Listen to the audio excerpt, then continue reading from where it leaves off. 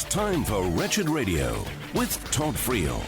History takes time. This is Wretched Radio. Give or take about a year ago, a big conference was held celebrating, quote, the life and legacy of Martin Luther King Jr.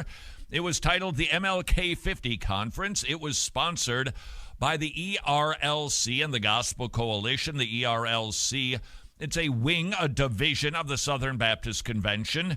They joined, they celebrated in Memphis the life and legacy of Martin Luther King Jr., sparking, you could call it a conversation, some might say a whole lot of infighting about the issues of social justice, specifically the issue of racism. Many people were perplexed by the conference. Many people were critical of the conference. Many people wondered, how is this going to play out? And when are leaders going to start talking about where they stand on the issue? Well, we finally hear from the Southern Baptist Convention itself. This is a reminder to all of us that history, it takes time. All events don't happen on the same day. As much as we happen to be trained in the 21st century to get it all and get it now, as if every single story that we will see on, for instance, Fox or CNN, that's the whole story. No, they play out in time. And sometimes things take a while. If you're impatient, waiting for different denominational leaders or just individual high-profile Christians to speak out on an issue, and it doesn't happen as quickly as you would like, you would have really hated living about 15 to 17, 1800 years ago. You could die before they got around to it. It took forever. Well, your patience, if you've had any, it has been rewarded. The Southern Baptist Convention meeting in lovely Birmingham, who doesn't happen to be messing around these days. Wow, with the social issues. Is the Alabama going to town? Did you read that they passed the legislation to legalize chemical castration for people who molest children under the age of 13? I don't know why 13, but nevertheless, that's the law. There are a number of states that offer, I don't know how this works out, I don't know how it plays out in reality, they offer chemical castration to child offenders as an option to help them not behave wrongly. I'm not aware of any who heard the offer and said, you know, that sounds like a great idea. Thanks, state. I'll take it. Looks like in Alabama you don't got a choice. You get it if you molest a child. Don't forget, if you think, like so many liberal people do these days, that's cruel and unusual, the Bible might have an even stiffer penalty for people who molest little children. Don't forget the death penalty. It is not only in the Mosaic covenant, it is also in Genesis 9. You take a life, your life is required. Liberals, they go, well, that doesn't mean you're pro-life. No, it means we're so pro-life that if you take a life which is so valuable, your life is required as payment. That's how high our view is of life. But the Bible, also in the Mosaic covenant, I think it gives governments permission, or at least it gives a Christian permission to go, okay, government, if you want to impose a stiffer penalty, even up to death, for a criminal activity outside of murder, I'm okay with that. The Bible lists a number of death penalties for a number of crimes.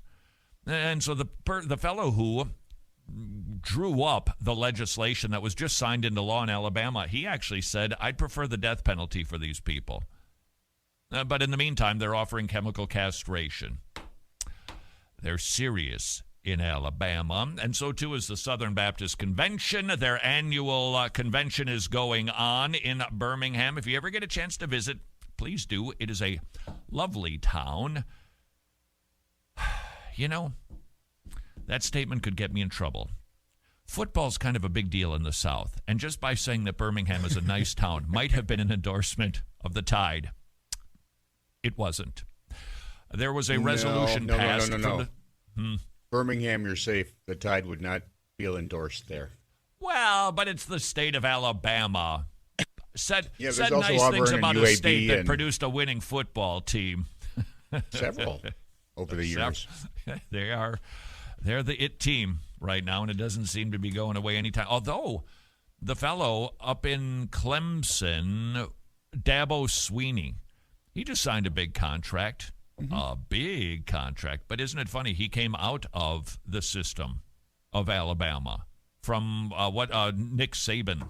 Wow. Listen to sports talk here on Wretched Radio. The resolution reads thusly. I'm going to save the first resolution for the last part because I think it's the only weak part in the statement. Otherwise, if you've been waiting for the Southern Baptists to speak out, where are you at on the issue of critical race theory and intersectionality? I think you have it. Could it have been stronger? Of course, it could have been stronger. But it seems pretty clear to me that they are saying thumbs down to critical race theory and intersectionality. If you've forgotten those terms, you can use our search engine at wretched.org. We've treated those words very thoroughly in the past. In brief, critical race theory in the 1980s introduced to law schools. Not all of them embraced it, but the idea was that there are systems that have been created predominantly by white European males for the advantage of white European males, and those systems need to be deconstructed.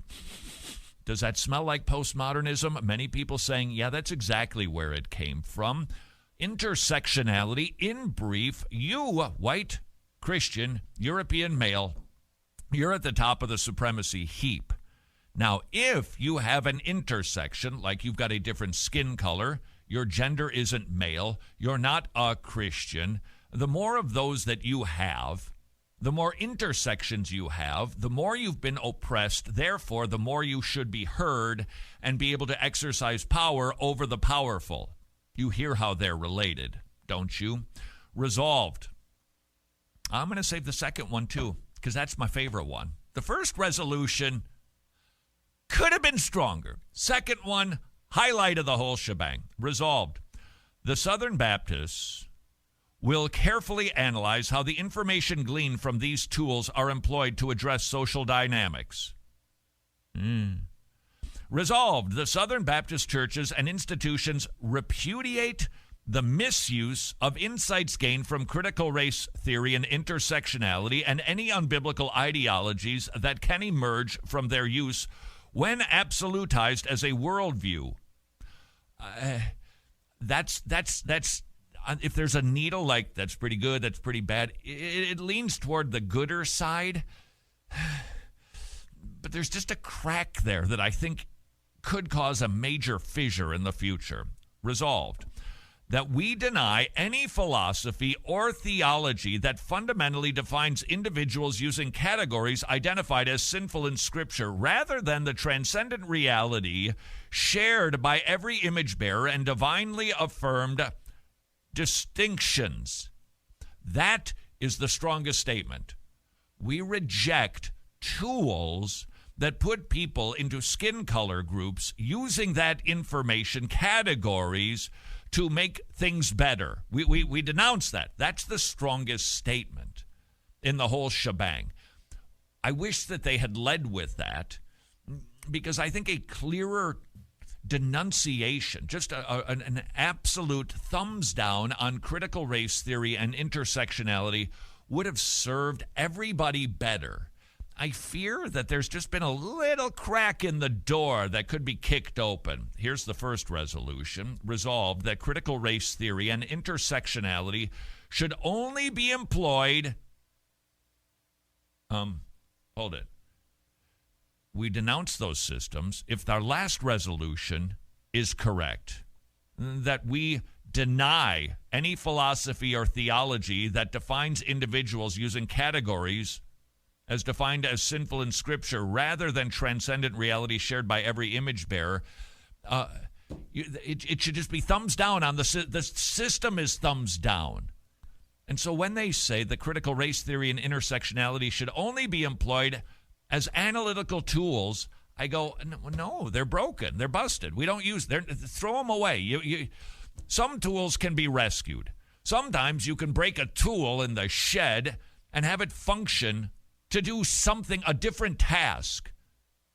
Some tools get completely broken and can't be utilized for nothing. That's critical race theory and intersectionality. And I wish the Southern Baptists had just said, no, we're casting them out.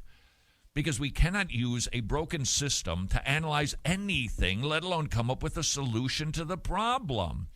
Now, this resolution says critical race theory and intersectionality should only be employed as analytical tools subordinate to Scripture. If I said to you, we should only use yoga if it's subordinate to Scripture, you'd go, well, no, we don't use yoga at all. Oh, we should only use a trip to Mecca on a Hajj, subordinate to Scripture. You go, no, it doesn't have anything to do with Christian. You don't support, no, you just throw it out. I wish the Southern Baptists had done that. This resolution certainly tips in the right direction, but there is a door cracked open, final resolution, and this is the best part, that the gospel of Jesus Christ alone grants the power to change people and society. That is the strongest statement in this resolution regarding critical race theory and intersectionality. Just wish it had been a little stronger in its denunciation of the entire godless system. This is Wretched Radio.